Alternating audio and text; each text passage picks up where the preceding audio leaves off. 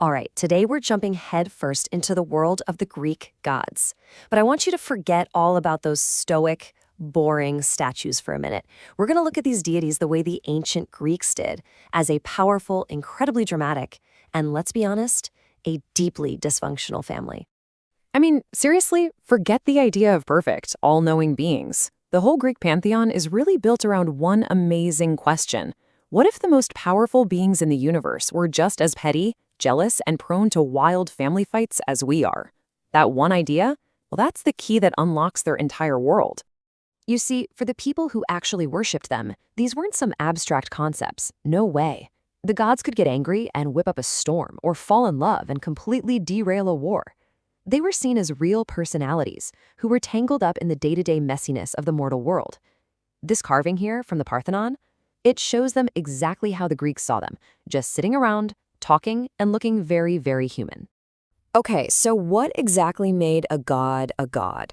Let's break down the divine profile because it's probably not as simple as you think. First off, they were anthropomorphic, meaning they looked and acted like super idealized people.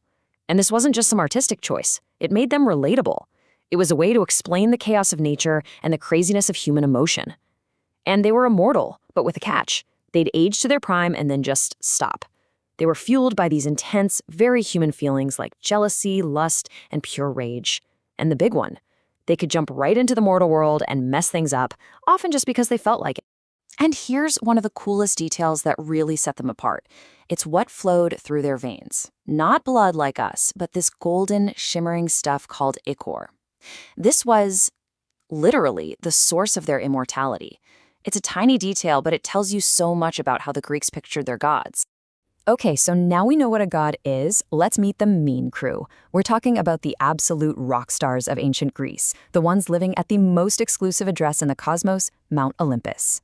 And this is the magic number 12. This core group was known as the Dodecatheon, and they were basically the divine council that ruled the universe after they, overthrew their own parents, the Titans. In this family tree lays it all out perfectly. On one side, you've got the first generation, the siblings, who teamed up to defeat the Titans. And then you have the second generation, who were mostly Zeus's many, many children, from both inside and outside his marriage. This two-generation family structure, it's the engine that drives almost all of the major myths. All right, time for a quick meet and greet. Let's do a speed run through some of the biggest personalities up on the mountain. First up, the big guy himself, Zeus. He's the king, the head honcho, the one with the thunderbolt. He got his power by overthrowing his own father, Kronos.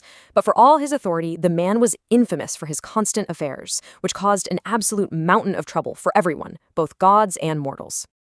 And right here, we have his wife and his sister, Hera. As the goddess of marriage, she's a super powerful figure. But so much of her story is just defined by one thing: her reaction to Zeus's cheating.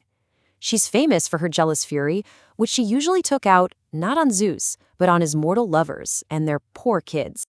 Next, we've got Zeus's brother, Poseidon, one of the original big three. He's the ruler of the seas, and trust me, his temper is just as stormy. When he gets mad, he doesn't just create a few waves, he shakes the very foundations of the earth. And now for the goddess of love and beauty herself, Aphrodite. Her origin story alone is pretty wild, born from sea foam. She was married off to the craftsman god Hephaestus, but she had a very famous, very steamy affair with Ares, the god of war. It's a total divine soap opera. Speaking of Ares, here he is. Now, while war was a huge part of Greek life, Ares himself, the guy who represented the bloody, chaotic, brutal side of it, wasn't exactly popular. He's usually shown as being hot-headed and impulsive, pretty much the polar opposite of his strategic half-sister, Athena. And that brings us to Athena. She's the goddess of wisdom, of strategy, of the more civilized side of warfare. Her birth is one of the most famous stories ever. She literally sprang, fully grown and in a complete suit of armor, directly from Zeus's head. She was a patron of heroes, and of course, the great city of Athens is named for her. But here's the thing, the pantheon was so much bigger than just those 12 Olympians. Divinity wasn't just stuck on one mountain. It was woven into the fabric of the entire world. And this just shows you the incredible range we're talking about. You've got the Olympian A-listers like Hera ruling from on high. But you also have these primordial beings like Gaia, who is the earth itself. In fact, Gaia came before the Olympians. She's basically their great-grandmother. It just shows you the amazing scale of the Greek imagination. And it goes even deeper. You had the sonic deities, the rulers of the underworld, like Hades. You had countless nature deities. Every single river, wind, and mountain had its own spirit. They even had gods for abstract ideas, like the muses for inspiration. And on top of all that, you had these incredible heroes like Heracles, who sort of blurred the line between being mortal and being a god. So, after all these thousands of years, why are we still so obsessed with this chaotic family? What is it about their stories that still holds so much power over us? You know, when it comes down to it, the reason we remember the Greek gods isn't because they were perfect. It's because they were so incredibly flawed. By making gods in their own image, the Greeks found a way to make sense of a really chaotic and unpredictable world. A sudden storm wasn't just random weather, it was Poseidon in a rage. A crazy act of passion wasn't just a brain chemical, it was Aphrodite's influence. Their vanity, their anger, their betrayals, these are our own flaws, just blown up to a cosmic scale. And it's that shocking, relatable humanity that makes their stories absolutely timeless. Look, their civilization is long gone.